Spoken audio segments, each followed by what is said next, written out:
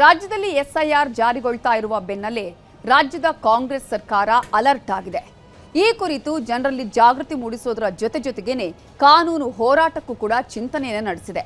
ಈ ಹಿನ್ನೆಲೆಯಲ್ಲಿ ಮಹತ್ವದ ಸಭೆಯೊಂದನ್ನು ಮಾಡಿದ್ದು, ಈ ಸಭೆಯಲ್ಲಿ ಮುಂದೆ ಏನು ಮಾಡಬೇಕು ಅನ್ನೋದರ ಕುರಿತು ಪ್ರಮುಖ ನಿರ್ಣಯಗಳನ್ನು ಕೈಗೊಳ್ಳಲಾಗಿದೆ.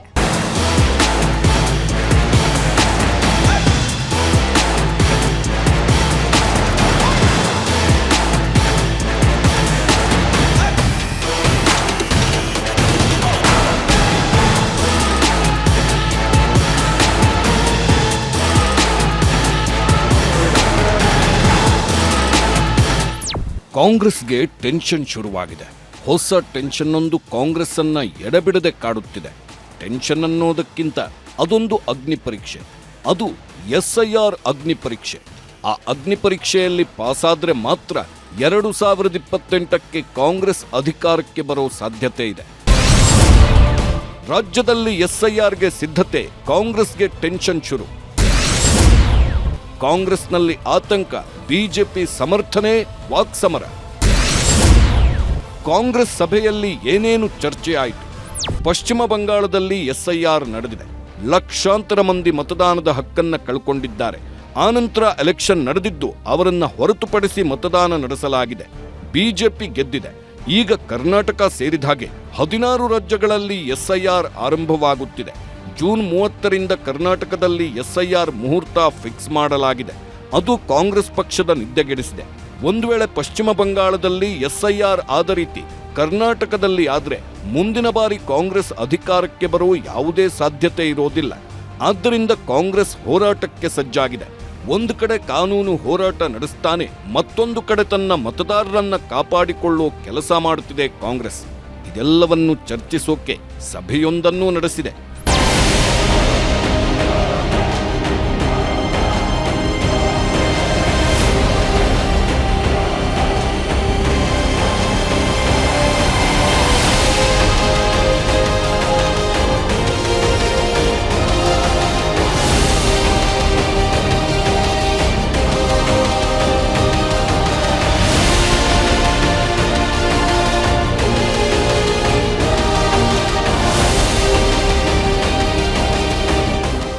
ರಾಜ್ಯ ಚುನಾವಣಾ ಆಯೋಗ ಎಸ್ಐಆರ್ ನಡೆಸಲಿದ್ದು, ಎಸ್ಐಆರ್ ಪ್ರಕ್ರಿಯೆಗೂ ಮುನ್ನ ಕಾಂಗ್ರೆಸ್ ಎಚ್ಚರಿಕೆಯ ಹೆಜ್ಜೆಯನ್ನಿಟ್ಟಿದೆ.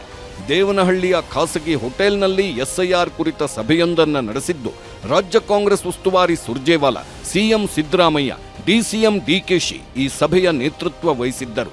ಈ ಸಭೆಯಲ್ಲಿ ಶಾಸಕರು, ಸಂಸದರು, ಪರಿಷತ್ ಸದಸ್ಯರು, ಪರಾಜಿತ ಅಭ್ಯರ್ಥಿಗಳು, ಮಾಜಿ ಶಾಸಕರು, ಸಂಸದರು, ಎಲ್ಲ ಜಿಲ್ಲೆಗಳ ಕಾಂಗ್ರೆಸ್ ಸಮಿತಿ ಅಧ್ಯಕ್ಷರು ಭಾಗಿಯಾಗಿದ್ದು, ಎಸ್ಐಆರ್ ಜೊತೆಗೆ ಪಕ್ಷ ಸಂಘಟನೆಯ ಬಗ್ಗೆಯೂ ಸಭೆಯಲ್ಲಿ ಚರ್ಚೆ ನಡೆಸಲಾಗಿದೆ. ಎಸ್ಐಆರ್ ಪ್ರಕ್ರಿಯೆ ಮೇಲೆ ಹೇಗೆ ಗಮನ ಹರಿಸಬೇಕು, ಬಿಎಲ್ಒಗಳ ಕಾರ್ಯದ ಮೇಲೆ ಪಕ್ಷದ BLA2 ಯಾವ ರೀತಿ ನಿಗಾ ವಹಿಸಬೇಕು, ಮತದಾರರಿಗೆ ಈ ಬಗ್ಗೆ ಹೇಗೆ ಮಾಹಿತಿ ನೀಡಬೇಕು ಎಂದೆಲ್ಲ ಚರ್ಚಿಸಲಾಗಿದೆ. ಕಾಂಗ್ರೆಸ್ ಇಷ್ಟೊಂದು ತಲೆಕೆಡಿಸಿಕೊಳ್ಳೋಕೆ ಕೆಲವೊಂದು ಕಾರಣವಿದೆ. ಕಾಂಗ್ರೆಸ್ ನಾಯಕರು ಹೇಳೋ ಪ್ರಕಾರ ಎಸ್ಐಆರ್ನಲ್ಲಿ ಮತದಾನದ ಹಕ್ಕು ಉಳಿಸಿಕೊಳ್ಳುವುದು ಅಷ್ಟು ಸುಲಭವಿಲ್ಲ. ಎಸ್ಐಆರ್ಗೆ ಒದಗಿಸಬೇಕಾದ ಅಗತ್ಯವಾದ ಡಾಕ್ಯುಮೆಂಟ್ಗಳು ಇದ್ದರೂ ಆ ಹೆಸರಿನಲ್ಲಿನ ಸ್ಪೆಲ್ಲಿಂಗ್, ಅಪ್ಪ ಅಮ್ಮ, ಅಜ್ಜ ಅಜ್ಜಿಯ ವಯಸ್ಸಿಗೂ ನಿಮ್ಮ ವಯಸ್ಸಿಗೂ ಇರುವ ಅಂತರ, ವಿಳಾಸ, ಹುಟ್ಟಿದ ದಿನಾಂಕದಲ್ಲಿ ಸ್ವಲ್ಪ ಬದಲಾವಣೆ ಕಂಡುಬಂದರೂ ಅವರಿಗೆ ನೋಟಿಸ್ ಕಳಿಸಲಾಗುತ್ತೆ. ನೋಟಿಸ್ಗೆ ಸರಿಯಾದ ಉತ್ತರ ಸಿಗದೇ ಇದ್ರೆ ವೋಟರ್ ಲಿಸ್ಟ್ನಿಂದ ಹೆಸರು ಡಿಲೀಟ್ ಆಗುತ್ತೆ. 2028ರ ವಿಧಾನಸಭಾ ಚುನಾವಣೆಯಲ್ಲಿ ವೋಟ್ ಹಾಕೋದಕ್ಕೆ ಆಗೋದೇ ಇಲ್ಲ. ಬಿಜೆಪಿ ಎಸ್ಐಆರ್ ಮಾಡ್ತಾ ಇದ್ದು ಕಾಂಗ್ರೆಸ್ ಮತದಾರರೇ ಟಾರ್ಗೆಟ್ ಆಗ್ತಾರೆ ಅನ್ನೋದು ಕಾಂಗ್ರೆಸ್ ಆರೋಪ.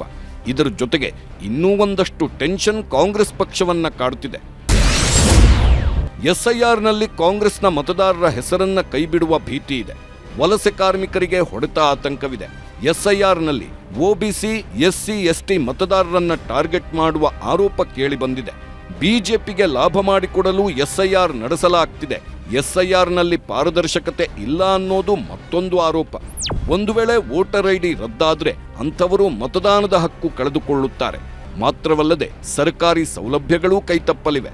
ಈಗಾಗಲೇ ಅಂತಹ ವಿದ್ಯಮಾನಗಳು ಬಿಹಾರ ಮತ್ತು ಪಶ್ಚಿಮ ಬಂಗಾಳದಲ್ಲಿ ಚುನಾವಣೆ ನಂತರ ನಡೆಯುತ್ತಿವೆ ಅಂತ ಕಾಂಗ್ರೆಸ್ ಹೇಳ್ತಾನೇ ಬಂದಿದೆ. ಆ ಎರಡೂ ರಾಜ್ಯಗಳಲ್ಲಿ ವೋಟರ್ ಐಡಿ ಇಲ್ಲದವರಿಗೆ ಯಾವುದೇ ಯೋಜನೆ ಇಲ್ಲ ಅಂತ ಸರ್ಕಾರವೇ ಘೋಷಣೆ ಮಾಡಿದೆ. ಕರ್ನಾಟಕದಲ್ಲೂ ಇಂಥದ್ದೇ ಪರಿಸ್ಥಿತಿ ನಿರ್ಮಾಣವಾಗಬಹುದು ಅನ್ನೋ ಆತಂಕವನ್ನ ಕಾಂಗ್ರೆಸ್ ವ್ಯಕ್ತಪಡಿಸ್ತಿದೆ. ಕಾಂಗ್ರೆಸ್ ಆರೋಪ ಗಂಭೀರವಾಗಿದೆ. ಅದೇ ಕಾರಣಕ್ಕೆ ಸಭೆ ನಡೆಸಿದೆ. ಈ ಸಭೆಗೂ ಮುನ್ನ ಮಾತನಾಡಿದ ಡಿಸಿಎಂ ಡಿಕೆಶಿ, ಸಾಮಾನ್ಯ ಜನ ಬಡವರಿಗೆ ಇನ್ನೂ ಎಸ್ಐಆರ್ ಬಗ್ಗೆ ಪರಿಚಯ ಇಲ್ಲ. ಈ ವಿಚಾರದಲ್ಲಿ ಸರ್ಕಾರದಿಂದ ತಪ್ಪು ಆಗಬಾರದು ಅಷ್ಟೇ. ಎಲೆಕ್ಷನ್ ಗೆಲ್ಲೋದು ಸೋಲೋದು ಇದ್ದಿದ್ದೆ, ಅದು ಬೇರೆ ವಿಚಾರ. ಆದರೆ ಯಾರೂ ಸಹ ಮತದಾನದ ಹಕ್ಕು ಕಳೆದುಕೊಳ್ಳಬಾರದು ಎಂದಿದ್ದಾರೆ ಡಿಕೆಶಿ. ಕರ್ನಾಟಕ ರಾಜ್ಯದ ಎಲ್ಲ ಜನರ ಮತದಾರರ ಹಕ್ಕನ್ನ ಉಳಿಸ್ಬೇಕು ಅಂತ ಹೇಳಿ, ಯಾರೇ ಆಗಿರ್ಲಿ ಬಡವರು, ಆ ಬಡವರ ಎಲ್ಲ ಮತದಾರರ ಹಕ್ಕು. ಯಾಕೆಂದ್ರೆ ಆ ಎನ್ಯುಮರೇಷನ್ ಫಾರಮ್ನ ಅವ್ರು ಏನ್ ಕೊಡ್ತಾರೆ ವಾಪಸ್ಸು ದಾಖಲೆ ಸಮೇತ ಫಿಲ್ ಆಗಿ ಕೊಡ್ಲಿಲ್ಲ ಅಂತಂದ್ರೆ, ಈಗೇನು ಅವರು ಎನ್ಯುಮರೇಷನ್ ಮಾಡಿದೀವಿ ಅಂತ ಮ್ಯಾಪಿಂಗ್ ಮಾಡಿದೀವಿ ಅಂತ ಹೇಳ್ತಾರೆ, ಅದು ಅವ್ರ ದಾಖಲೆ, ಅವ್ರ ವೋಟ್ ದಾಖಲೆ ಅಲ್ಲ. ಸೊ ಯಾರು ಫಾರಮ್ನ ಫಿಲ್ ಅಪ್ ಮಾಡಿ ದಾಖಲೆ ಸಮೇತ ಕೊಡ್ತಾರೆ ಅವ್ರದ್ದು ಮಾತ್ರ ವೋಟ್ ಉಳ್ಕೊಳ್ತದೆ. ಆ ದೃಷ್ಟಿಯಿಂದ ಎಲ್ಲ BLAಗಳಿಗೆಲ್ಲ ನಾವು ಅದನ್ನ ಗ್ಯಾರಂಟಿ ಮಾಡಬೇಕಾಗಿದೆ. ಎಸ್ಐಆರ್ನಿಂದ ಈಗಾಗಲೇ ಕೆಲವು ರಾಜ್ಯಗಳಲ್ಲಿ ಮತದಾರರು ಮತದಾನದ ಹಕ್ಕನ್ನ ಕಳ್ಕೊಂಡಿದ್ದಾರೆ, ಸರ್ಕಾರದ ಯೋಜನೆಗಳಿಂದ ವಂಚಿತರಾಗಿದ್ದಾರೆ. ಇದು ಕಾಂಗ್ರೆಸ್ನ ಆರೋಪ. ಆದ್ರೆ ಕಾಂಗ್ರೆಸ್ ಆರೋಪಗಳನ್ನ ತಿರಸ್ಕರಿಸ್ತಾ ಇರೋ ಬಿಜೆಪಿ ಎಸ್ಐಆರ್ ಅನ್ನ ಸಮರ್ಥನೆ ಮಾಡಿಕೊಳ್ತಿದೆ. ತನ್ನದೇ ವಾದವನ್ನ ಜನರ ಮುಂದಿಡ್ತಿದೆ. ಎಸ್ಐಆರ್ ನಡೆಸೋದ್ರಿಂದ ನಕಲಿ ಮತಗಳಿಗೆ ಕತ್ತರಿ ಬೀಳಲಿದೆ, ಅಕ್ರಮ ವಲಸಿಗರ ನಿಯಂತ್ರಣವಾಗಲಿದೆ, ಸಕ್ರಮ ಮತದಾರರಿಗೆ ತೊಂದರೆ ಆಗಲ್ಲ, ಕಾಂಗ್ರೆಸ್ಗೆ ನಕಲಿ ಮತ ಕಳೆದುಕೊಳ್ಳುವ ಭಯವಿದೆ. ಎಸ್ಐಆರ್ ಪಾರದರ್ಶಕತೆಯಲ್ಲಿ ಯಾವುದೇ ಅನುಮಾನ ಬೇಡ ಅಂತಿದೆ ಕೇಸರಿ ಪಾಳೆಯ. ಎಸ್ಐಆರ್ ಅನ್ನ ಕಾಂಗ್ರೆಸ್ ಗಂಭೀರವಾಗಿ ತಗೊಂಡಿದೆ. ಎಸ್ಐಆರ್ನ ಸಾಧಕ ಬಾಧಕಗಳ ಬಗ್ಗೆ ಸಚಿವ ಸಂಪುಟ ಸಭೆಯಲ್ಲೂ ಚರ್ಚೆ ನಡೆದಿದೆ. ಸಿಎಂ ಸಿದ್ದರಾಮಯ್ಯ ನೇತೃತ್ವದಲ್ಲಿ ಗುರುವಾರ ನಡೆದ ಸಚಿವ ಸಂಪುಟ ಸಭೆಯಲ್ಲಿ ಈ ಕುರಿತಾಗಿ ಗಂಭೀರ ಚರ್ಚೆ ನಡೆಸಲಾಗಿದೆ. ಎಸ್ಐಆರ್ ಉದ್ದೇಶ ಹಾಗೂ ಅದರಿಂದ ಏನಾದರೂ ತೊಂದರೆಯಾದಲ್ಲಿ ಯಾವ ರೀತಿಯಲ್ಲಿ ನಿಭಾಯಿಸಬೇಕು ಎಂಬ ವಿಚಾರವಾಗಿಯೂ ಸಭೆಯಲ್ಲಿ ಸಮಾಲೋಚಿಸಲಾಗಿದೆ. ಈಗ ಸದ್ಯಕ್ಕೆ ಕಾಂಗ್ರೆಸ್ ಪಕ್ಷ ಎಸ್ಐಆರ್ ಅನ್ನ ಸಮರ್ಥವಾಗಿ ಎದುರಿಸೋಕೆ ಎಲ್ಲಾ ಪ್ಲಾನ್ ಮಾಡಿದೆ. ಮುಂದಿನ ದಿನಗಳಲ್ಲಿ ಎಸ್ಐಆರ್ ಅನ್ನ ಕಾಂಗ್ರೆಸ್ ಯಾವ ರೀತಿ ಎದುರಿಸುತ್ತೆ ಅನ್ನೋದನ್ನ ಕಾದು ನೋಡಬೇಕಿದೆ.